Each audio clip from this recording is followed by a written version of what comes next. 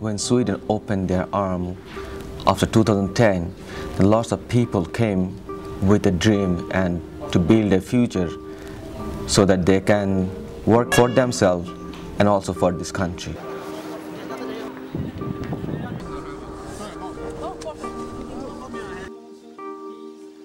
Me and my family, we came to Sweden 4 years ago because I got a really good job in my field.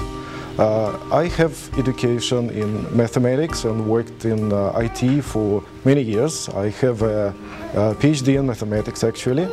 So when I got a good job offer to Sweden, it was definitely, from our point of view, a good decision. Because moving to Sweden with a child when you're seriously over 30, it seems like a reasonable thing because you're moving to a country where you as a professional and as a person, you're always respected and you have always good support from the country and from the government. That's what most of people expect when they're moving to Sweden. I got the first job permit without any issues, moved, started working, started learning Swedish. After a year I decided to change the job and my extension due to change of the job went pretty smoothly, no questions were asked. 2 years later, it was a year ago, we applied for our second extension. So we were really not expecting that there will arise any issues because during the first extension, no questions were asked by the Migration Board. So when they pointed out that we were missing one of the insurances, I started talking to my previous employer, and he assured me that that was not required by the time, and the first work permit and the first extension, everything went absolutely smoothly and no questions were asked. And no one in the whole company ever had this fourth insurance that I was missing. Now we are waiting for the ruling, but we've heard some rumors that anyway, many cases have been rejected by the court despite the ruling from the Higher Migration Court. There are still no strict rules how to deal with these small administrative mistakes that were mentioned in the court rulings.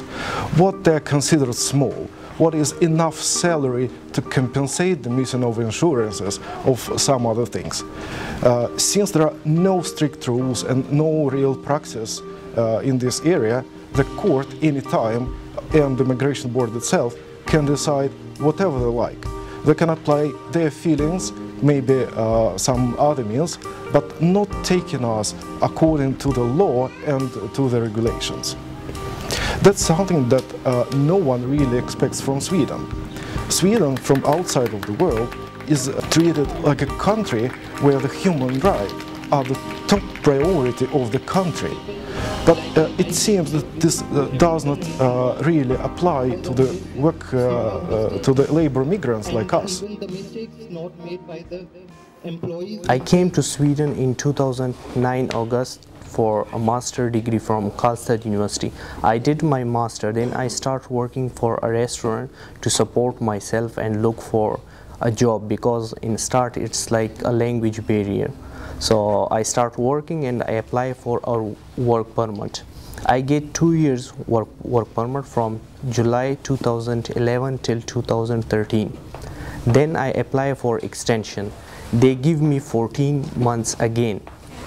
Then I apply again for extension. Then they give me again for 2 years till September 2016. So as a whole I work like 62 months and they give me 2 times extension. Now I apply for permanent residence here, but now they are telling me that in 2012 your employer pay less 2 crown per hour. After 6 years, now migration telling me that you have to leave Sweden because of in 2012 your first employer didn't pay you, didn't raise your salary 2 crown per hour. So I think it's a bit unfair, it's injustice with me.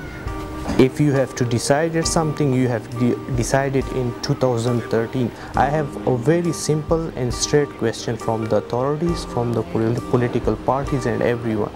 That okay, if they mistake one time, how can they repeat the mistake again and again?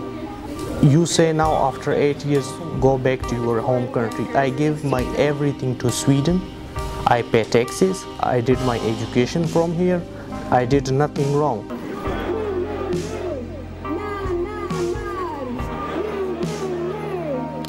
Lots of people waited for their case 2 years, 1 year, 3 years, and those years are gone because they were waiting. And after 3 years of waiting, they got a word just said no, and got a later that they have to leave within 4 weeks, or they have to leave within 3 weeks, or how can it be realistic? In our company, it's a big company. There are more than 900 people working there. So those who are working is more than 100% team or more than 100% work. They are not paying the overtime.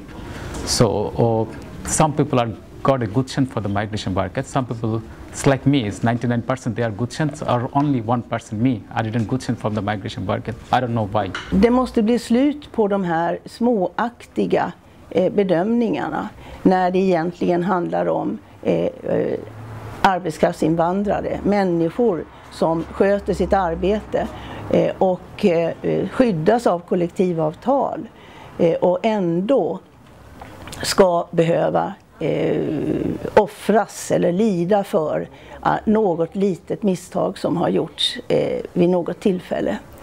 Det är väl precis likadant som i vårt fall, att kollektivavtalet skyddar den anställde som får lov att ta tjänstledighet till exempel vid en anhörigs dödsfall för att kunna resa bort och vara med om begravningen. I det här fallet så var det helt fullständigt självklart. Naturligtvis var jag tvungen till att tillåta Sirajul att åka hem och ta tjänstledigt. Och det finns den praxis naturligtvis i kollektivavtalet. Och hade jag inte låtit honom göra det, så hade ju jag brutit mot de reglerna. Men det var just det som gjorde att han blev utvisad. Jag sökte Migrationsverket för att få en ordentlig förklaring på varför han inte Shiraz hade fått det tillstånd som han faktiskt hade rätt till att få. Och då fick jag tala med enhetschefen för den avdelning som hade tagit beslutet. Jag träffade honom på Migrationsverket, jag hade alla handlingar med mig. Och han tittade på dem och såg lite förvånad ut. Men så sa han att jag tittar igenom alla de här handlingarna och tittar på fallet, så träffas vi om en vecka igen. Bra, sa jag, och efter en vecka så sågs vi igen. Då säger han, det första han gör: jag kan se att du inte har gjort något fel. Nej, det var ju bra, sa jag, var utmärkt. Men så fortsatte han: men vi kan inte ändra beslutet.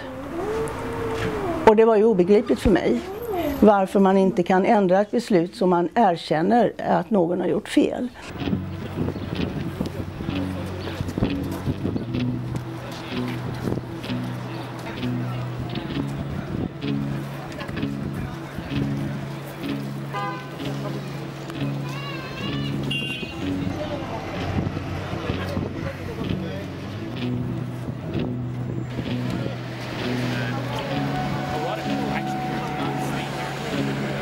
The time that nowadays people are waiting for their work permit, first of all for registration, are completely unacceptable. My case is over a year old, and during this time we, for example, cannot visit our parents who are over 70 years old. Because you can potentially leave the country, but you cannot enter back. If you do this, we will basically lose our jobs. In whole world, I can see only in Sweden that if someone do something wrong, the punishment is given to the other person. It's only in Sweden I saw. Vi har fått nog. Hör våra ord.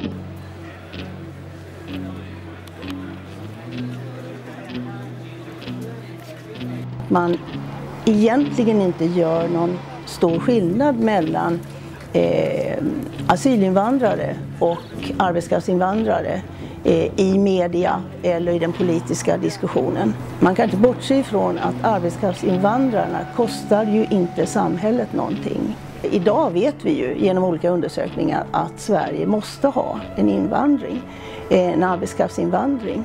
Annars är det många sektorer som inte går runt.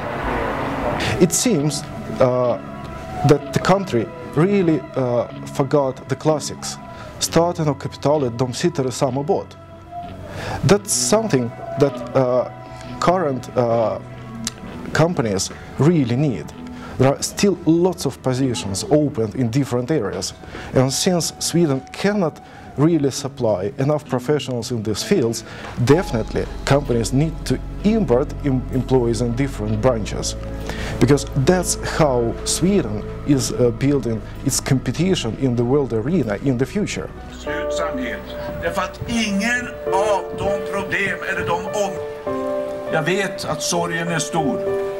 Kastar du sten mot en ambulans så finns inte.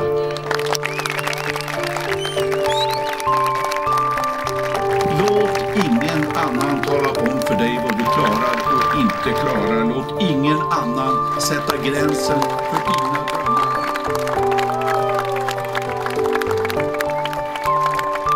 Du och jag tillsammans. Tack för att ni har lyssnat.